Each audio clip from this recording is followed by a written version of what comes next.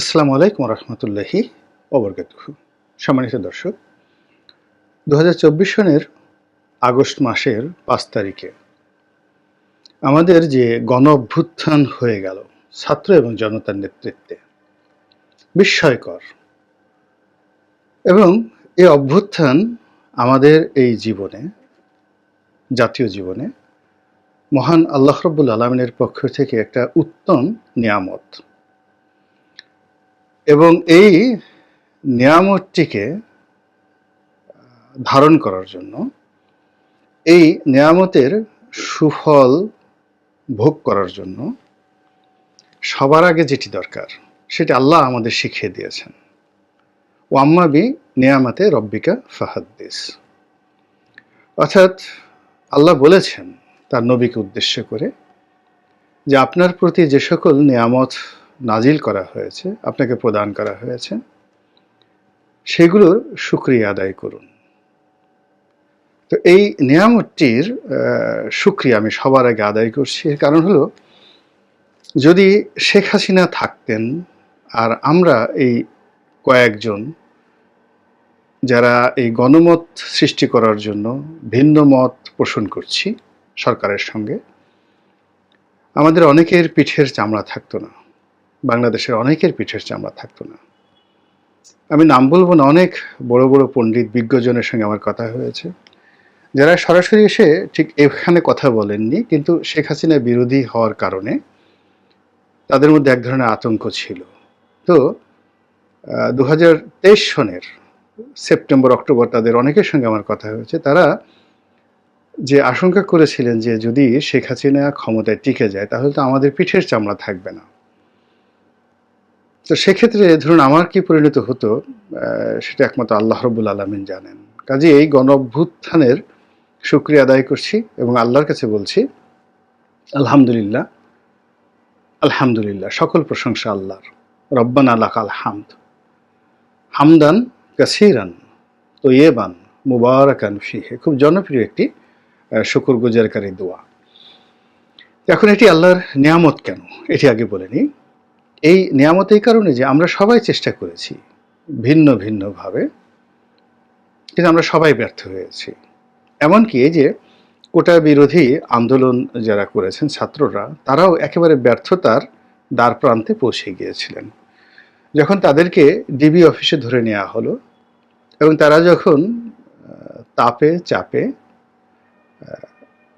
বলতে গেলে ডিবি হারুনের কথা মতো বিবৃতি দিতে বাধ্য হলেন ডিবি অফিসে বসে, এবং হারুনের সঙ্গে খাবার টেবিলে বসে খাবার খেতে বাধ্য হলেন, আমরা তখন একেবারে হতাশার সাগরে নিমজ্জিত হয়ে গেলাম যে আমাদের কি হচ্ছে। তখনও পর্যন্ত সরকার পতনের দাবি কিন্তু হয়নি।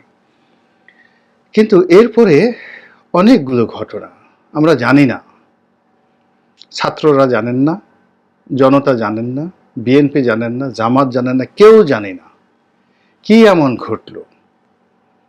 একটির সঙ্গে অন্যটির বন্ধন তৈরি হয়ে গেল।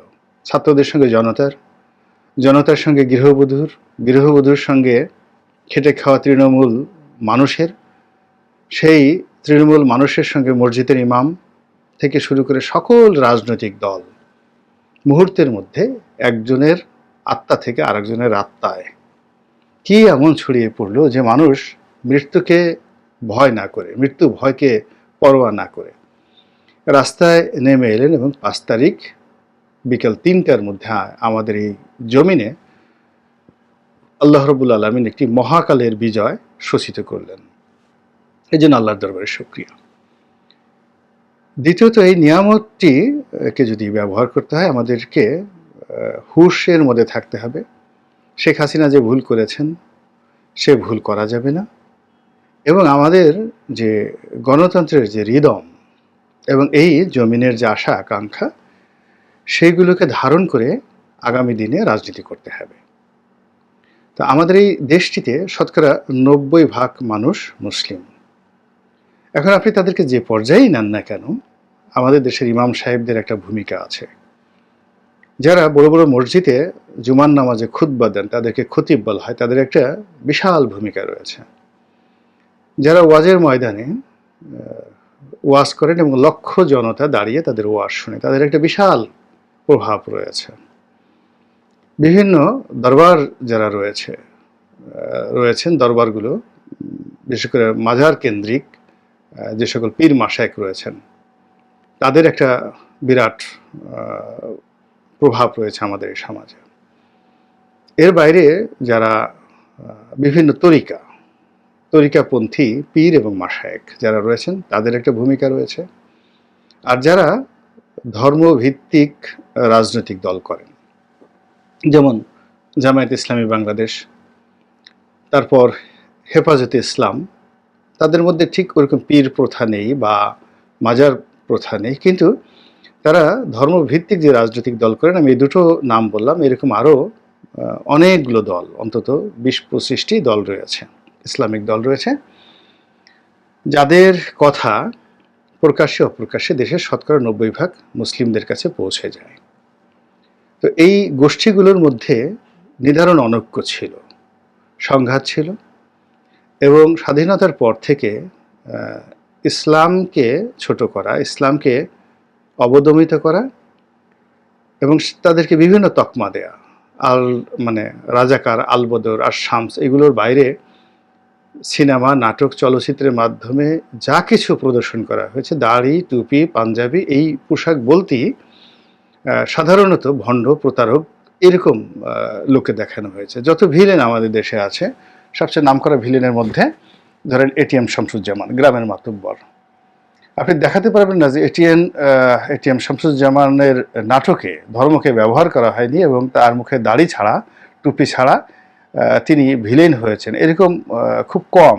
কোট টাই পরে বদমাশি করেছেন, এরকম খুব কম। এইভাবে সিনেমার পরে নাটকে এসেছে, চলচ্চিত্রে এসেছে, তারপরে মঞ্চ নাটক এসেছে, থিয়েটারে এসেছে, এইভাবে পুরো ইসলামকে একেবারে শেষ করে দেওয়া হয়েছে। তারপরেও ইসলাম টিকে আছে। হয়তো কিয়ামত পর্যন্ত আল্লাহ রাব্বুল আলামিন ইসলামকে টিকিয়ে রাখবেন, যে ঘোষণা তিনি দিয়েছেন।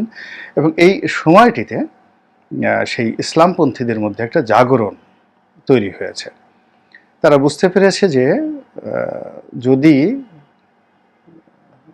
ধর্মনিরপেক্ষতা, তারপর যদি নাস্তিকতাবাদ, ইহুদিবাদ, খ্রিস্টানবাদ, পশ্চিমাদের ইসলাম ফোবিয়া, এই বিষয়গুলোকে মোকাবেলা করতে হয়, তাহলে একটা নির্দিষ্ট জায়গাতে থেকে এককভাবে লড়াই সংগ্রাম করে কোনো ইসলামপন্থী রাজনৈতিক দলের পক্ষে সম্ভব নয়।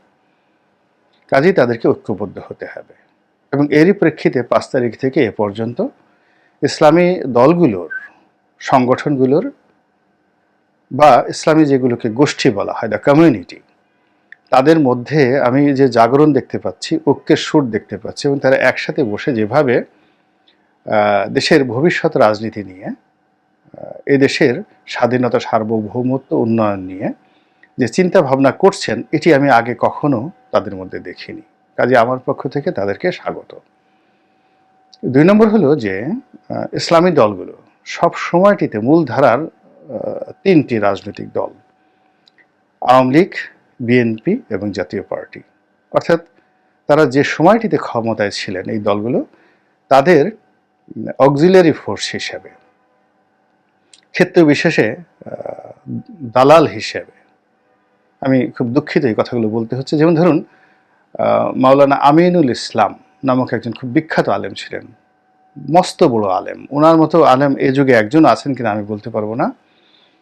ইসলামিক ফাউন্ডেশনের তিনি বোর্ড অফ গভর্নরের সদস্য ছিলেন এবং এরশাদ জামানাতে লালবাগ মসজিদের খতিব ছিলেন মাওলানা আমিনুল ইসলাম। বিখ্যাত তাফসিরকারক, যেমনি বক্তা তেমনি লেখক তেমনি জ্ঞানী এবং ধন্যবান ব্যক্তিত্ব। মোহাম্মদপুরে তার বিশাল বাড়ি, রাজার হালে তিনি সেখানে থাকতেন, উচ্চ বংশীয়। তার উপাধি ছিল রাজ মাওলানা। আমি যখন তার বাসায় একবার যাই, আমাকে ইসলামিক ফাউন্ডেশনের একজন ডিরেক্টর তিনি আমাকে নিয়ে গেলেন এরশাদ জামানাতে। আমি বললাম যে কোথায় নিয়ে যাচ্ছেন আমাকে? প্রফেসর হাসান আব্দুল কাইয়ুম, তিনিও একজন মস্ত বড় আলেম ছিলেন, পীর ছিলেন। তো তিনি বললেন যে চলেন, আপনাকে বাংলাদেশের রাজ মাওলানা, রাজকীয় মাওলানা, তার কাছে নিয়ে যাবো। অর্থাৎ এরশাদের যখন কোনো যাকে বলা হয় অনুষ্ঠান হতো বা যা কিছু হতো, সেখানে গিয়ে মোনাজাত করতেন তিনি, এই জন্য তার নাম উপাধি ছিল রাজ মাওলানা। আবার কিছু লোক রয়েছে, চলচ্চিত্র জগৎ বলেন, টেলিভিশন জগতে বলেন, এদের পরিচয় হলো জেনাকার, ব্যভিচারী এবং অশ্লীল অঙ্গভঙ্গিকারী লোক হিসেবে সুধী সমাজে যারা নিন্দিত। অনেক বড় বড় আলেমকে দেখা যায় তাদের সঙ্গে বন্ধুত্ব করার জন্য এবং তাদের সাথে বসে একটু খোশ গল্প করা, টেলিভিশনে মুখ দেখানোর জন্য অনেক বড় বড় আলেম নিজের যে আত্মমর্যাদা এটাকে বিসর্জন দিয়ে আসছেন। এই জিনিসগুলো বাংলাদেশে হয়ে আসছে। তো সেই দিক থেকে অনেক পীর, বড় বড় পীর, দরবারের পীর, লক্ষ লক্ষ যাদের মুরিদান রয়েছে, তারা আওয়ামী লীগের দালাল হওয়ার জন্য, বিএনপির দালাল হওয়ার জন্য অতীতে অনেক মন্দ কাজ করেছেন। তো এর ফলে কি হলো যে ইসলামের সাথে যারা সম্পৃক্ত রয়েছেন, সত্যিকার অর্থে ওলি আল্লাহ, পীর মাশায়েখ, গাউস কুতুব, তাদের মনে অনেক বেদনা, অনেক হতাশা, এবং তাদেরকে ব্যবহার করে যে সকল নেতৃবৃন্দ এই সকল কর্মকাণ্ড করেছেন তাদের একজনের পরিণতি কিন্তু ভালো হয়নি। তো অতীতে সেই শিক্ষা থেকে তারা হয়তো এই সময়টিতে ভিন্ন একটা প্ল্যাটফর্মে সমস্ত রাজনৈতিক দলগুলো ঐক্যবদ্ধ হয়ে নিজেরাই একটা স্বতন্ত্র রাজনৈতিক শক্তি হওয়ার চেষ্টা করছেন। এটাকে আমি স্বাগত জানাই এবং সেক্ষেত্রে আমি পাকিস্তানের কিছু উদাহরণ দিতে চাই। পাকিস্তানে অন্তত 100টি রাজনৈতিক ইসলামী সংগঠন রয়েছে, এমনকি সেখানে জামায়াতে ইসলামী রয়েছে, কিন্তু জামায়াতে ইসলাম কিন্তু সেখানে কোনো উল্লেখযোগ্য পর্যায়ে যেতে পারেনি। কিন্তু তুলনামূলকভাবে কম সংগঠিত কিন্তু রাজনৈতিক নেতৃত্বের গুণাবলী রয়েছে ফজলুর রহমান, মাওলানা ফজলুর রহমান ওরফে ডিজেল মাওলানা। সেই ইমরান খানকে ক্ষমতায় আনা, ইমরান খানকে ক্ষমতাচ্যুত করা, শাহবাজ শরীফকে ক্ষমতায় আনা, আবার এখন শাহবাজ শরীফকে ক্ষমতা থেকে চ্যুত করার ক্ষেত্রে এই মানুষটির যে যোগ্যতা, সেই যোগ্যতার ফলে কি হচ্ছে, ইমরান খানকে ক্ষমতাচ্যুত করার পরে আবার ইমরান খানের দল মাওলানা ফজলুর রহমান সাহেবের সঙ্গে ওরফে ডিজেল মাওলানার সঙ্গে আবার ঐক্য করতে তারা বাধ্য হচ্ছে। তো কাজেই রাজনীতিতে শুধুমাত্র নাহমাদুহু ওয়া নাস্তাইনুহু এই জ্ঞান থাকলে হবে না, খুব বড় তাফসির কারক হলে হবে না। এখানে তলোয়ার চালানোর জন্য তার বীরত্ব থাকতে হবে খালিদ বিন ওয়ালিদের মতো, সততা ন্যায়নিষ্ঠতা থাকতে হবে তার হযরত উমরের মতো, তারপর কূটনীতি করার ক্ষমতা থাকতে হবে তার আমির মাবিয়া অথবা আমর ইবনুল আসের মতো, প্রজা পালন এবং শাসনকর্ম চালানোর জন্য তার যোগ্যতা থাকতে হবে বাদশাহ হারুন আর রশিদ, বাদশাহ আল মামুনের মতো, বা আব্দুর রহমান, তৃতীয় আব্দুর রহমানের মতো। তার উদারতা, ঔদার্যতা, বীরত্ব থাকতে হবে গাজী সালাউদ্দিনের মতো। এই গুণাবলী সম্পন্ন মানুষগুলো যদি তার বয়স 17 বছর হয়, মোহাম্মদ বিন কাসিম কিন্তু 17 বছর বয়সে প্রায় 25,000 সৈন্য নিয়ে এই ভারতবর্ষের যে অন্যতম দাম্ভিক রাজা, রাজা দাহিরের বিরুদ্ধে যুদ্ধ করেছিলেন এবং দাহিরের সৈন্য সংখ্যা ছিল প্রায় 1 লাখ। তো 715 খ্রিস্টাব্দে 17 বছরের যুবক তিনি এই দখল করেছেন। ফলে যোগ্যতা এমন একটা জিনিস, এটি বয়স হলে হয় না। এখন ইসলামপন্থীদের মধ্যে হয়তো এমন যোগ্যতা সম্পন্ন লোক আছেন যার মধ্যে অনেকগুলো গুণাবলী রয়েছে। এই মানুষগুলো যদি নেতৃত্বের সামনের পর্যায়ে চলে আসেন তাহলে আশা করা যায় যে এই ইসলামপন্থীদের যে জাগরণ এটি কাজে লাগবে। এখানে জামাতের সবচেয়ে সুন্দর একটি সংগঠন রয়েছে। তারপরে ইসলামী শাসনতন্ত্র আন্দোলন, যেটা চরমোনাই পীর সাহেবের, ওনাদের অ্যাডাপশনটা রয়েছে খুব বেশি।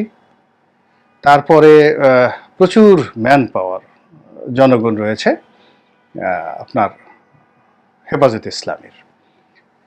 তো তারা যদি একত্র হন এবং ঠিক সেইভাবে যদি সম্মিলিতভাবে, এককভাবে পারবেন না, সম্মিলিতভাবে তারা যদি আগামী জাতীয় সংসদে প্রার্থী দেন, 300 আসনে প্রার্থী দেন, তাহলে তারা একটা ভালো ফলাফল করবেন, অভাবনীয় ফলাফল করবেন, এটা আমি বলতে পারি। কিন্তু এখানে সবাইকে অন্ততপক্ষে 1 থেকে 2 বছর মুভ করতে হবে এবং একত্রে বসে খানা খেতে হবে। এবং তাদের যারা সমর্থক রয়েছেন, যেমন আমাদের বরিশালে চরমোনাইয়ের পীর সাহেবের অনুসারী আর মোকামিয়া পীর সাহেবের অনুসারী, তারপরে সারসিনা পীর সাহেবের অনুসারী, তাদের মধ্যে অনেকগুলো পার্থক্য রয়েছে। তারা ঝগড়াঝাঁটি করে না, কিন্তু একত্রে বসে না। কিন্তু এই সকল পীর মাশায়েখরা যদি একত্রে বসেন, তাহলে কিন্তু এখানে একটা বিপ্লব হয়ে যাবে। চট্টগ্রামে আহলে সুন্নাত ওয়াল জামাত আছে, আহলে হাদিস আছে, তারপরে জামাত আছে, জামাতের পরে সেই হেফাজতের যে তাদের সুতিকাগার হাটহাজারী মাদ্রাসা সেটা আছে, আর তার সঙ্গে সঙ্গে মাঝ ভান্ডারি আছে। তো এই মানুষগুলো, এই নেতাগুলো, এই সম্মানিত ব্যক্তিগুলো, তাদের মধ্যে যারা আছেন তারা যদি একত্রে বসেন, একাধিকবার একত্রে বসেন, চট্টগ্রামে জোয়ার হয়ে যাবে। সেখানে মানে মানে অন্যান্য রাজনৈতিক দলের জন্য আসলে এদেরকে মোকাবেলা করা সত্যিকার অর্থে কঠিন হয়ে পড়বে যদি তারা একত্র হয়ে সেখানে তারা প্রার্থী দেন। সেই প্রার্থীদের এবং সেই প্রার্থীর সঙ্গে যদি সবাই মুভ করেন এবং 1 বছর যদি তারা সময় পান, তো সেই দিক থেকে আমি মনে করি যে এই যে ইসলামী একটা পুনর্জাগরণ হয়েছে, দলগুলো একত্র হয়েছে, এটা আমাদের রাজনীতিতে একটা ব্যালেন্স চলে আসবে। আওয়ামী লীগের জন্য একটা ভালো সুসংবাদ, বিএনপির জন্য আরও ভালো সুসংবাদ, জামাতের জন্য ভালো হবে। জামাত এখন যেভাবে সব পক্ষের গালি খাচ্ছে, কিন্তু তখন এদের সঙ্গে থাকলে আর জামাত নিয়ে কেউ একটু শব্দ করে সাহস পাবে না বাংলাদেশে। আর এরকম যদি ঐক্য তৈরি হয়, তাহলে দিল্লির যে দাদাগিরি এটা বন্ধ হয়ে যাবে, নরেন্দ্র মোদীর কাঁপন শুরু হয়ে যাবে। এবং আপনি দেখুন যে তালেবানরা যেটা করেছে, কিংবা আফগানিস্তান পার হয়ে যেটা কাদিরভ যেটি করেছেন চেচেনিয়াতে, সারা দুনিয়া থেকে যত খারাপ বলুক না কেন, তিনি তো তার দেশে খুবই শক্তিশালী এবং জনপ্রিয়। এরদোয়ান যেটা করেছেন তার দেশে, ইসলামী যে জাগরণ যেটা করেছেন, ঠিক সেম কাজটা মুসলিম ব্রাদারহুডের মিস্টার মুরসি করতে পারেননি। তো মুরসি যে ভুলগুলো করেছেন, সেই ভুলগুলো যেন আমাদের বাংলাদেশে যারা জামাত করেন তারা যেন সেগুলো না করেন, না করে একটা কম্বাইন্ড যে এখন জাগরণ চলছে, এই জাগরণটিকে যদি তারা মেট্রোলাইজ করেন, জাতীয় কোনো বিষয়াদির দরকার নেই, আগে নিজেদের ঘর সামলানো। ওনারা অনেক জ্ঞান গরিমা জানেন। আমি তাদেরকে শুধু একটা জিনিস স্মরণ করিয়ে দিতে চাই যে কনফুসিয়াস, তার একটা বিখ্যাত বক্তব্য রয়েছে যে অন্যের ঘরে বরফ জমে পাহাড় হয়ে আছে, বরফের পাহাড় জমেছে, সেটা খোঁজ করার আগে নিজের ঘরের সামনে যে ছোট্ট একটা খড়কুটো পড়েছে সেটা আগে সরিয়ে নিজের ঘরটিকে পরিষ্কার করুন। তো ইসলামী দলগুলোর এই মুহূর্তে বিএনপি কী করলো, তারপরে আওয়ামী লীগ কী করলো, ডক্টর ইউনূস কী করেছেন, কোন জায়গায় নিজেদের সেক্রেটারি বসাতে হবে, কোন জায়গায় নিজেদের লোক বসাতে হবে, কোন মাদ্রাসার এমপি আনতে হবে, এই জিনিসগুলোকে বাদ দিয়ে তারা যদি আগামী 2 বছর একটা মাস্টার প্ল্যান নিয়ে যদি নিজেদেরকে ঐক্যবদ্ধ করতে পারে কোনো রাজনৈতিক ব্যানারে, তাহলে এখন যেই জিনিসের জন্য তাদেরকে ধর্নার ধরতে হচ্ছে, সেই একই জিনিস তারা সিদ্ধান্ত নেওয়ার ক্ষমতাধারী হবেন বলে আমি মনে করি।